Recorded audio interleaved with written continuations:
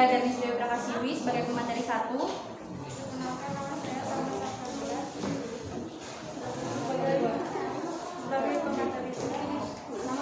Perkenalkan nama saya Nida, saya sebagai pemateri 3. Perkenalkan nama saya Renati, saya sebagai pemateri 4. Perkenalkan nama saya Dewi Septiansyah sebagai pemateri 5.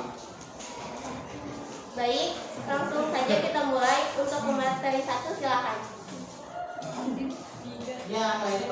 Jadi organisasi Perserikatan Bangsa-Bangsa. Di sini kami akan menjelaskan tentang sedikitnya organisasi PBB.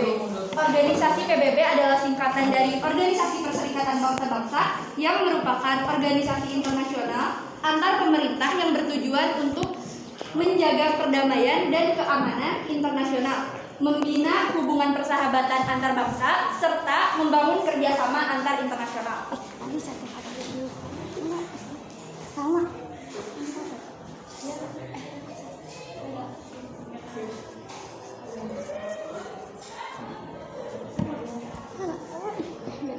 Latar belakang terbentuknya PBB. Pertama, pada awalnya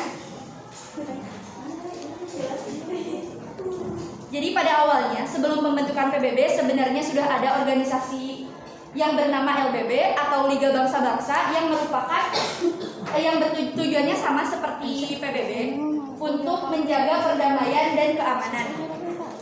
Tapi LBB dianggap tidak maksimal dalam menjaga perdamaian dan keamanan di dunia, sehingga terjadilah Perang Dunia Kedua.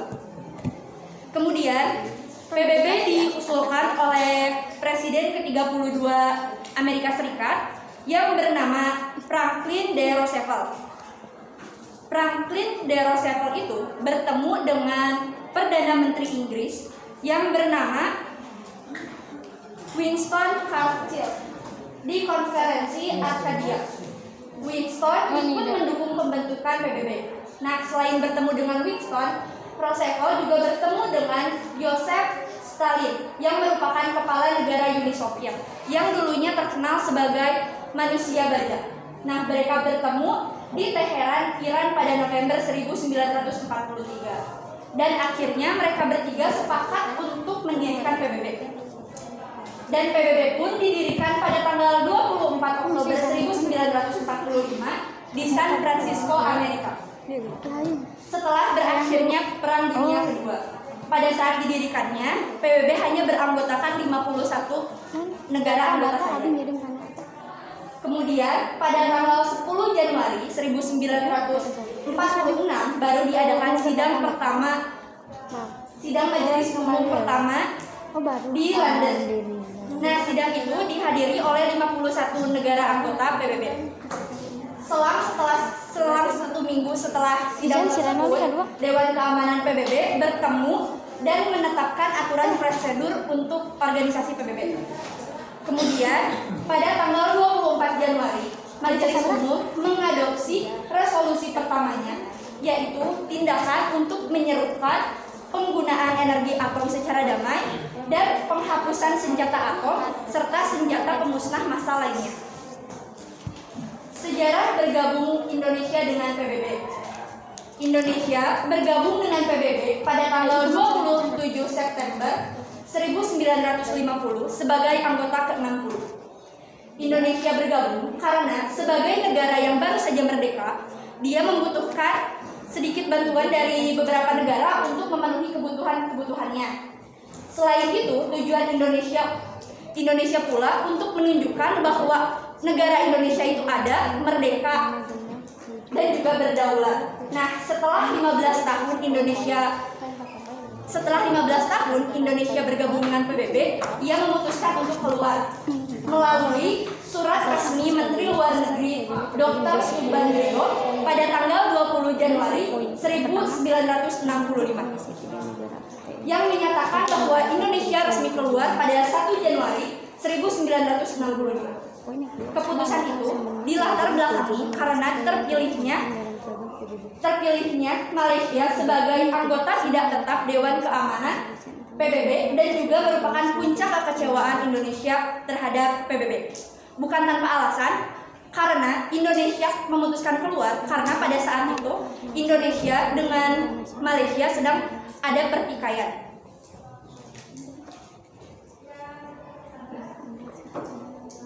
setelah memutuskan untuk keluar, Indonesia merasa sedikit tidak mau keluar, tapi sudah sedikit kecewa karena sudah keluar, karena dia merasa terasingkan oleh negara-negara di dunia dan menjadikan ruang lingkup dari pergerakan Indonesia itu menjadi sempit. Kemudian setelah pergantian kepemimpinan dari Presiden Soekarno kepada Presiden Soeharto, di bawah kepemimpinan Presiden Soeharto, Indonesia menyatakan keinginannya untuk kembali menjadi anggota PBB pada sidang DPR pada tanggal 3 Juni 1966. Dewan Perwakilan Rakyat mendesak pemerintah untuk mengusahakan agar Indonesia kembali menjadi anggota PBB. Keinginan Indonesia kembali menjadi anggota PBB itu disampaikan lewat pesan kepada Sekretaris Jenderal PBB pada tanggal 19 September 1966. Nah, keinginan Indonesia itu disambut hangat oleh anggota-anggota PBB pada Majelis Umum PBB pada tanggal 28 September 1966. Selanjutnya materi 2 disampaikan oleh Renaldi.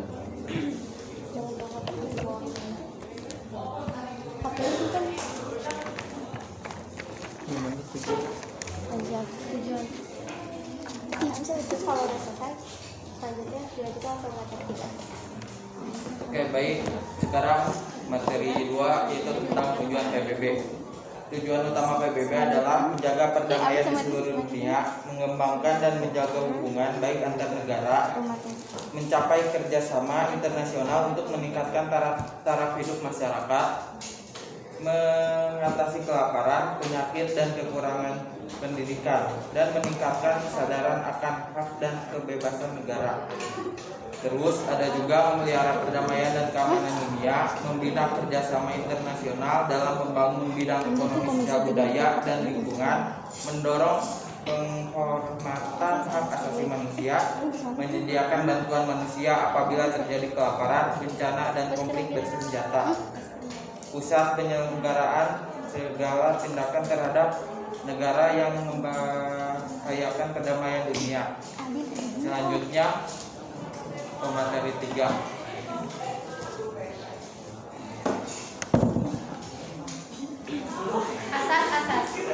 Asas PBB terbagi menjadi ada 7 poin, yaitu membentuk Komisi 3 Negara atau KTN untuk meredakan agresi militer Belanda 1. Yang kedua, semua anggota harus memenuhi kewajiban-kewajiban mereka sesuai yang tercantum dalam piagam PBB.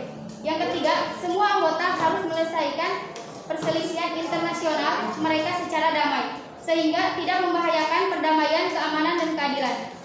Yang keempat, setiap anggota harus menghindari penggunaan ancaman dan kekerasan terhadap negara-negara lain yang dapat mengancam kemerdekaan politik suatu negara. Yang kelima, semua anggota harus membantu PBB dalam tindakan-tindakan yang diambilnya berdasarkan ketentuan piagam PBB dengan memberi bantuan apa saja yang diperlukan dan dijalankan oleh PBB. Yang keenam, PBB akan menjaga agar negara-negara yang bukan anggota bertindak sesuai dengan asas-asas yang ditetapkan oleh PBB untuk mempertahankan perdamaian dan keamanan internasional. Yang ketujuh, PBB tidak akan campur tangan masalah dalam negeri masing-masing negara anggota. Selanjutnya akan disampaikan oleh pemateri 4.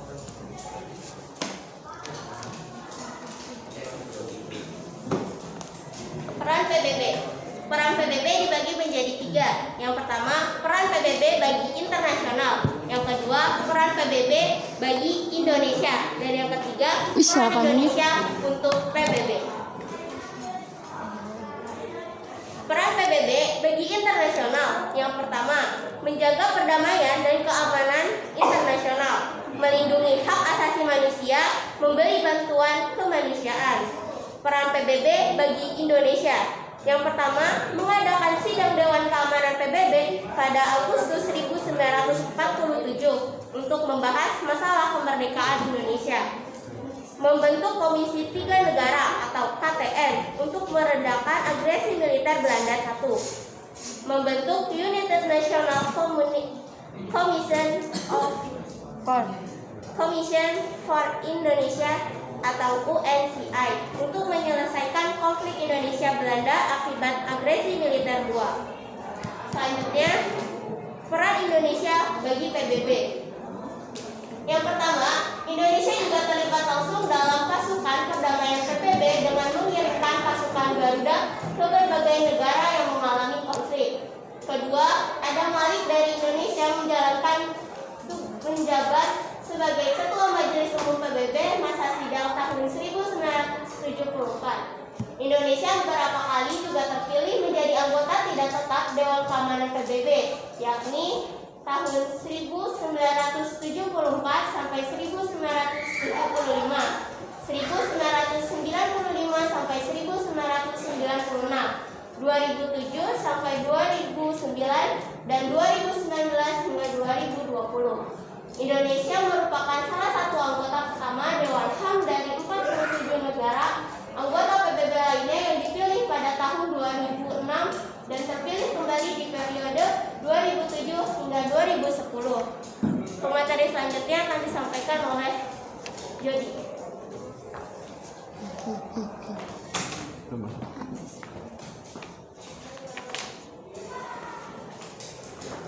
Keanggotaan. Pada awal dibentuk PBB hanya beranggota 51 negara, tetapi saat ini anggota PBB terdiri dari 193 negara. Selain negara anggota, ada beberapa organisasi internasional dan antar negara yang memiliki tempat sebagai pengamat permanen di markas besar PBB, dan ada pula yang hanya berstatus sebagai pengamat. Negara yang berstatus sebagai pengamat permanen tapi bukan merupakan anggota PBB adalah Palestina dan Vatikan. Memiliki tahta suci di PBB, sedangkan itu Palestina memiliki kantor permanen di PBB. Syarat ketentuan anggota PBB: negara yang merdeka, negara itu mencintai perdamaian, bersedia memenuhi kewajiban sebagai anggota PBB, mendapatkan persetujuan dari Dewan Keamanan PBB dan disetujui oleh Majelis Umum PBB. Untuk materi selanjutnya akan disampaikan oleh Salwa.